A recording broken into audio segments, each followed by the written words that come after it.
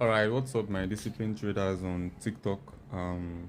About this XAU trade I had, XAU trade I posted the previous video. You can just check the previous video before this one I posted. I had two setups on XAU. It was like a confirmation trade actually. The first one was about 7.5 weeks to reward. The second one was 11.7 weeks to reward. So totaling about 19 hour plus, right? So this is the setup here. Let me show you the setup. So this is the setup here. This was the first trade. The first trade was 7.5 hour. The second trade was 11.7 hour, right? So this was the trade and it went straight to TP. Though it was a swing trade because if you can see, we're on the 4-hour time frame. So now imagine how many 4-hour candles printed from here to this place. So it was like a swing trade. I had to hold for days, almost a week, right? But then a lot of people on the timeline, mostly on X, were actually scared of buying and were expecting sells on XAUUSD. And I know why they were expecting that sell.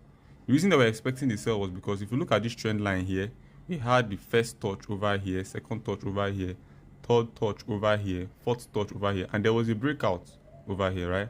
After this breakout, we saw that price retested on the trend line and started pulling back down.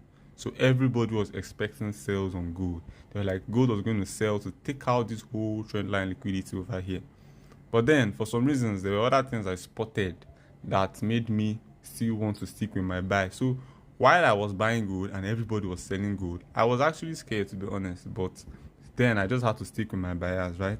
If I hit SL, I hit SL and I learn from it, basically. So this was more like a breaker block over here. Some people called it a breaker block. Then this was like the liquidity. This little high over here was the liquidity price grabbed before tapping into the breaker block, right? Then we saw that sell. Then we saw the shift of market structure over here. Then price reacted from this breaker block, this particular breaker block over here, grabbed these liquid highs as liquidity, tapped here, and was giving us that sell move. So on this sell move, everybody was just expecting to continue dumping gold and dumping gold and dumping gold. But yeah, this is me trying to buy gold from here, and I successfully bought gold from here, and we got up to this high, and people took this as a breaker block again, this particular place as a breaker block again, meaning that price is taking out this high as liquidity. And from here, there was this little reaction, and people were like, oh, gold is going to sell, and people were selling gold, and me, I'm seeing another breaker block from here, and I'm trying to buy gold again to the upside. And funny enough, I got a lot of drags on Twitter about this particular trade. They were like, I was going to hit SL. I bookmarked all of their posts. Those people that were telling me I was going to hit SL, I made sure I bookmarked their posts to come and quote it with my TP later on.